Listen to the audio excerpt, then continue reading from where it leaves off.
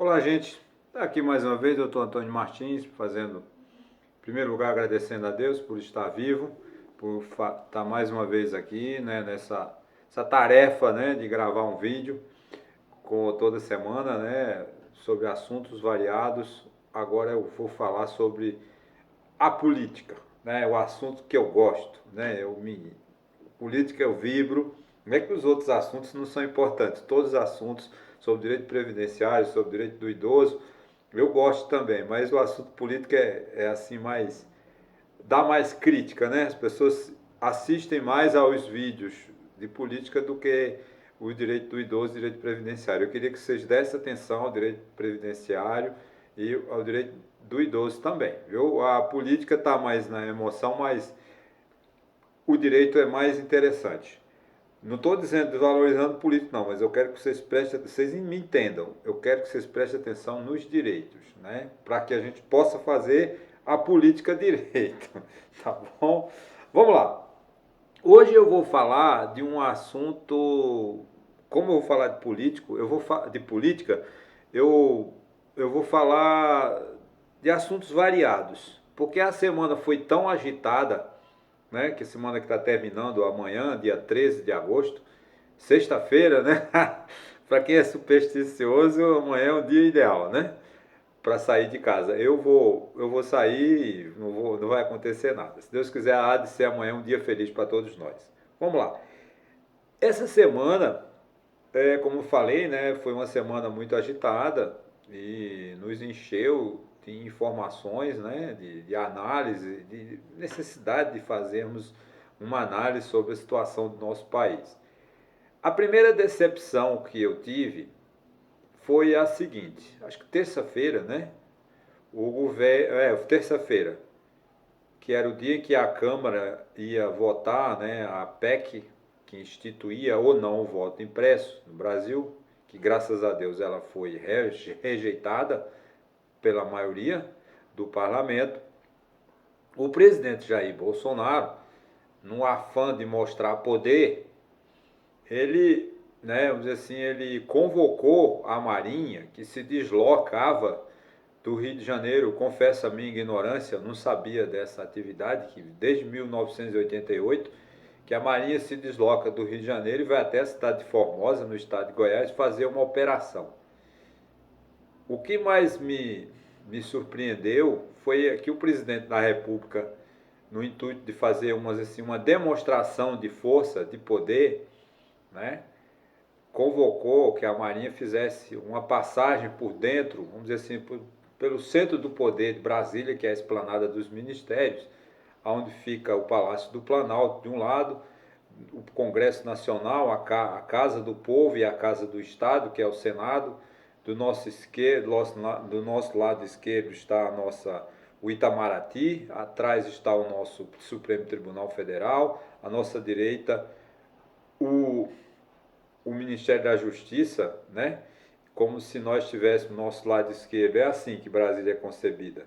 Nosso esquerdo está o coração, que está o nosso Ministério das Relações Exteriores, nosso comando, nosso amor a uma humanidade, né? Do lado direito, o Ministério da Justiça, no centro, o governo, a Casa do Povo, ao lado a Casa do Presidente da República e do lado esquerdo também o nosso Supremo Tribunal. É claro que tem outros edifícios, mas é assim que a concepção Brasília esplanada dos ministérios tem essa configuração sociológica ou antropológica, né? Que mostra que nós temos um amor pela humanidade, temos um país que tem justiça, desculpa a risada, mas foi sem querer, né? E do outro poder executivo que funciona, o poder legislativo e o poder judiciário. Então essa é a concepção de Brasília. Então vamos lá. O presidente da República convidou a Marinha para que fizesse um convite para que ele comparecesse lá à cidade de Formosa para ver como ocorrerá essa tal operação, né? É treinamento. E o que nós, acho que o intuito, né, era mostrar força. Eu tenho o exército, eu tenho a marinha, eu tenho as forças armadas na minha mão. E o que nós vimos que me entristeceu foi carros de combate velhos, fumacê, né? Ficou ridículo, o mundo inteiro riu do poderio nosso. A nossa marinha está sucateada, não só a marinha, mas as nossas três forças, sem falar as polícias militares, corpo de bombeiros, sem equipamentos, né, sem preparo, né? Foi uma vergonha, foi uma humilhação essa, vamos dizer assim, essa visita, né, da Marinha ao Palácio do Planalto. E o presidente da República, como ele foi de última hora, que ele inventou esta ideia, não o convidou, ou convidou antes do tempo, e ele mostrou o seu total isolamento, porque qualquer solenidade no Palácio do Planalto, sessão solene, né, uma atividade solene no Palácio do Planalto, no Supremo Tribunal Federal, na Câmara ou no Senado, é praxe convidar as principais autoridades. O presidente do Supremo Tribunal, que é o federal, que é o ministro Luiz Fux, o presidente da Câmara, que é Arthur Lira, que é alagoano, o presidente do Senado, que é mineiro, né, e o presidente Jair Bolsonaro. O que nós vimos foi o isolamento político. Não tinha ninguém assim, o poder executivo foi presente pelo presidente Bolsonaro, nem convidou o vice-presidente Mourão, que é uma autoridade que nós temos que ter respeito por ele. Ele devia ter sido convidado, mas o presidente Jair Bolsonaro não o convidou. Não teve a presença do ministro do Supremo Tribunal Federal e nem sequer as duas casas do Legislativo. Mostrou o isolamento político do presidente, que é lamentável, né? Porque ele precisa de ter, o presidente Bolsonaro precisa de melhorar o seu relacionamento com os governadores, com os prefeitos das principais capitais, né? Das capitais brasileiras, ou das principais cidades grandes, né? Vamos citar o exemplo de Caruaru, Campina Grande, só para ficar aqui no Nordeste, Campos no Rio de Janeiro, Campinas em São Paulo e assim. Então o presidente Jair Bolsonaro ele precisa desse contato. E o presidente Bolsonaro, infelizmente, ele está muito isolado lá no Palácio do Planalto. Ele tem ido muito a Santa Catarina. E geralmente o presidente da República vai sempre aos quartéis, ou do Exército, da Marinha, do Aeronáutico, ou das polícias militares, que mostra um distanciamento da sociedade civil. E o presidente da República é o presidente da República de toda a sociedade. Ele não precisa de ficar indo somente aos quartéis. Ele precisa de ir onde o povo está. Ele tem que ir em organizações, né? Ele está fazendo essas motociatas, que é uma antecipação política, é um comício fora de época, né? Que é a interpretação que a gente faz. Então, o que ficou lastimável, né? Foi a situação, a precariedade dos equipamentos da nossa marinha. Imagina os nossos submarinos, imagina os nossos navios, que são de 45, da segunda. Nós temos um navio de guerra que compramos de 45, não sei se foi dos Estados Unidos ou da Inglaterra. Então o nosso poderio bélico está destruído. Se a marinha está nas condições que nós vimos ontem, terça-feira, desfilando em Brasília, imagine o Exército e a Aeronáutica. Você vê a Aeronáutica, quando precisou, não sei se foi falta de vontade do nosso governo, do nosso presidente da República, quando teve aquela crise da Covid-19, aquele calamidade pública, vamos dizer assim, de Manaus, a aeronáutica não tinha um avião, né, que pudesse levar oxigênio para salvar o povo. E eu acho que as Forças Armadas, elas têm como objetivo principal, né, nos dar a segurança, guardar as nossas fronteiras, cuidar dos nossos mares, cuidar do ar, né, né? Mas ele também, as Forças Armadas, num momento desse, ela tem que estar no meio da sociedade, ela tem que estar salvando vidas, né? O Exército, Marinha, Aeronáutica tem estrutura, tem médicos, tem enfermeiros, né? Que eles podiam muito bem ter sido úteis. Graças a Deus a Covid está dando uma redução, né? o número de pessoas contaminadas ainda é alto, mas nós não estamos vivendo mais aquela crise que nós vivemos em janeiro desse ano e agora no mês de julho, agosto, quando houve aquele aumento exagerado, onde chegou a morrer mais de 3 mil pessoas por dia. E que a gente sentiu a ausência das Forças Armadas, que era para prestar serviço de socorro. As Forças Armadas também têm essa finalidade. O Corpo de Bombeiro, o Exército, a Marinha Aeronáutica tem que estar ao lado do povo, no momento que o povo precisa. Não é só em momento de guerra. As Forças Armadas, é claro que elas têm que treinar para a guerra, para a defesa, mas elas também têm esse poder, essa função social, que é estar ao lado do povo, né, e ajudar ao povo a sair dessa calamidade que a gente viveu, que graças a Deus parece que nós não estamos no fim. Não com isso, não estou querendo que vocês. Não, continue usando máscara, continue evitando continue mantendo o distanciamento social, evite aglomerações desnecessárias, lave suas mãos com álcool, gel e tome todas as precauções. Mesmo que você já tomou as 2 doses da vacina, você continue tomando os seus cuidados, porque o que a ciência nos aponta não é a palavra final, porque está muito novo, nós temos menos de 2 anos dessa pandemia. Tudo que a ciência nos mostra, nos apresenta, é novo. Tudo mudará, porque pode ser que daqui a 6 meses, todos os protocolos que a ciência nos mandou que tomássemos que usássemos, serão inadequados. Mas isso deixa que a ciência se encarregue disso. Tá? Então, é uma necessidade que o povo, né, e o Estado tomem essas iniciativas. E a gente precisa, sim, agora, desculpa a minha, uma digressão, né?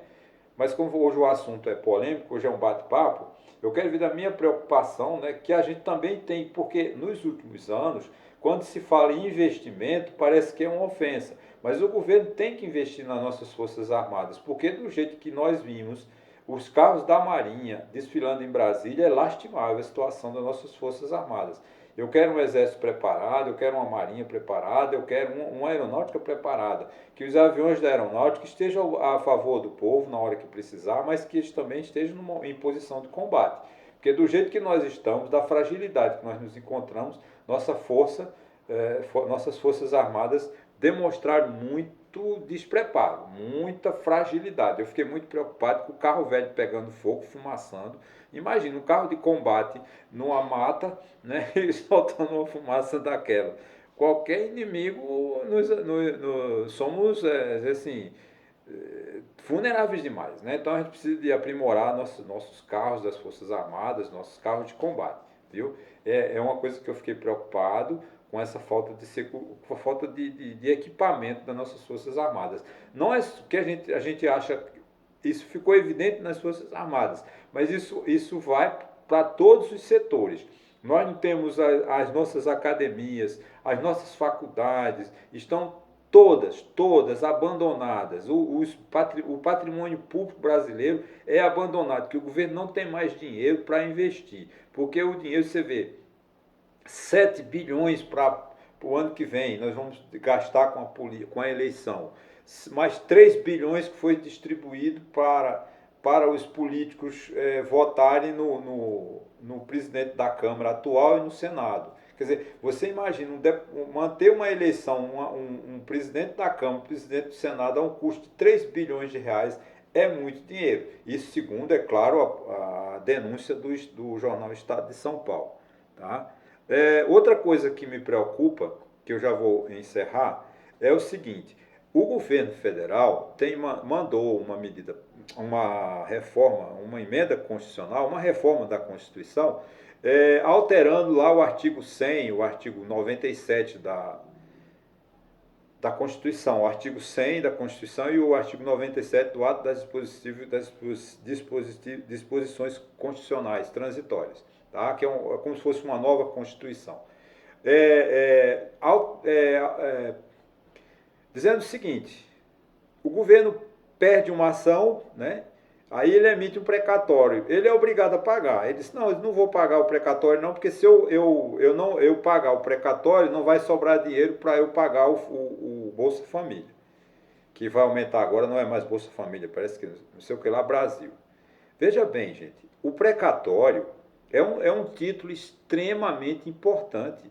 Quando o Estado, quando o Estado é obrigado a pagar um precatório, é porque ele foi negligente, ele perdeu a causa. Ora, e o governo precisa de ter uma boa assessoria jurídica, um parlamentar não pode inventar uma lei que é inconstitucional.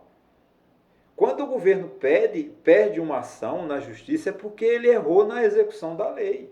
Ele errou na execução do orçamento, ele errou na execução do programa. E nós, quando nos sentimos lesados, o que a gente faz? Recorre ao Poder Judiciário, que é quem diz a lei.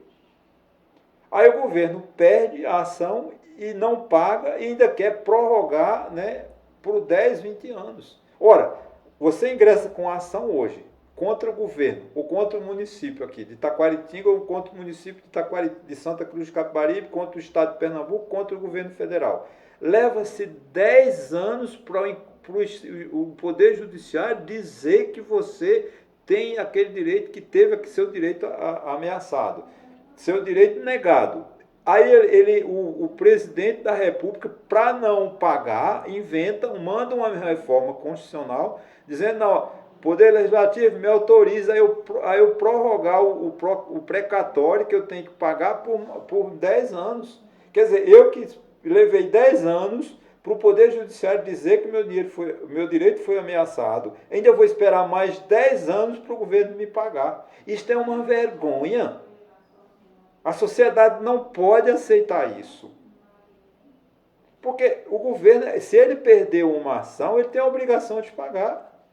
Acabou. Você perde uma ação, você não é obrigado a pagar? Sim, você não vai preso porque você cometeu uma penalidade imediato. Já sai antigamente saía algemado do fórum. Por que o governo não pode... Gente, a falta de pagamento de precatório é incompetência do governo.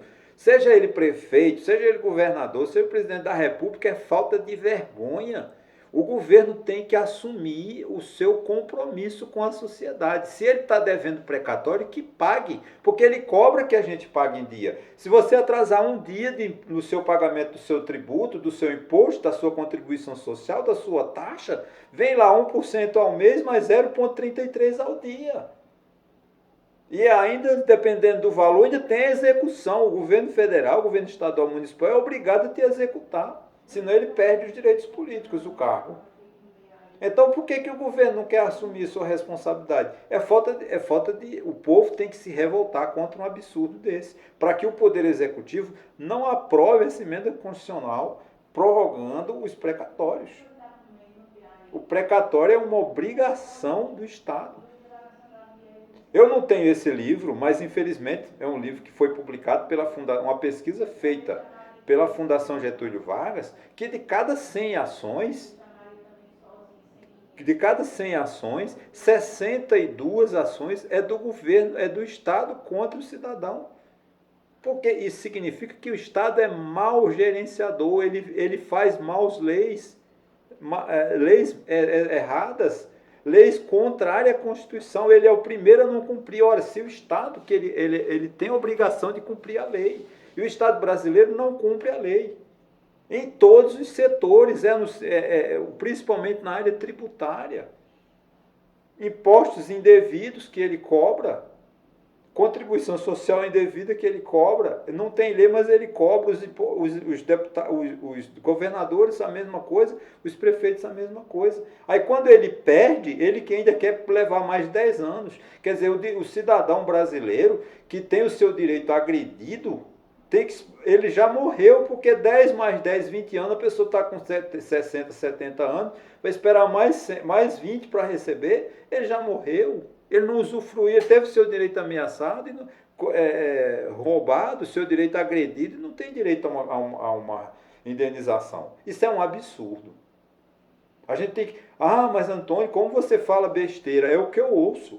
Tudo bem, pode dizer que eu estou falando, mas isso não é bobagem, não. Isso é um negócio muito sério.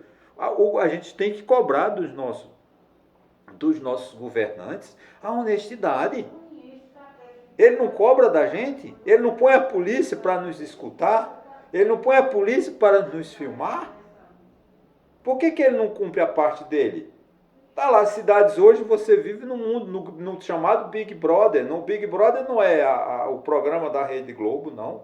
Big Brother é o sistema que todo mundo é filmado. Se eu saio aqui, quantas vezes eu sou filmado por dia, andando pela cidade? Se eu fizer alguma coisa errada, daqui a 10 minutos a polícia está atrás de mim.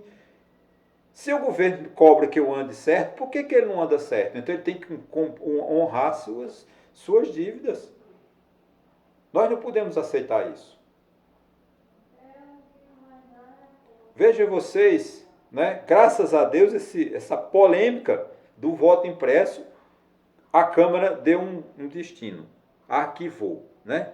Não obteve a emenda constitucional, não obteve o número de votos necessário para que ela prosseguisse. Senão ia ser votado em 2 turnos na Câmara, ia ser mandado para o Senado também votaria em 2 turnos e instituía novamente o direito de voto impresso. Graças a Deus, esse ano não se pode mais falar de voto impresso. Só vai reformar essa Constituição, proposta de emenda constitucional sobre esse assunto a partir de 2022. Espero que o Senado não faça a mesma coisa, porque temos o Senado. O Senado pode fazer uma emenda constitucional, né, também ainda esse ano, porque esse projeto nasceu na Câmara. Tomara que eles não tenham essa ideia estúpida de ingressar com emenda constitucional no Senado Federal, ainda falando dessa polêmica. Espero que essa polêmica tenha sido encerrada. O que nós estamos precisando, gente, é de harmonia. Os poderes, os 3 poderes, o executivo, o legislativo e o judiciário, têm que ter harmonia. E nós estamos numa desarmonia, numa confusão política desnecessária e só traz prejuízo a todos nós. Nós já estamos numa crise financeira cruel, nós estamos numa crise de saúde cruel e ainda ficam os poderes políticos, ao invés de se entender, eles ficam nessa confusão, acarretando cada vez mais o empobrecimento da nossa sociedade. Se nós já estamos pobres, daqui para frente vamos ficar mais pobres ainda, porque o mundo que vem investir, quem vem investir no Brasil numa confusão dessa? Ninguém, o país, o estrangeiro, lá fora, eles estão rindo da nossa situação política, que nós, de certa forma, temos culpa. Né?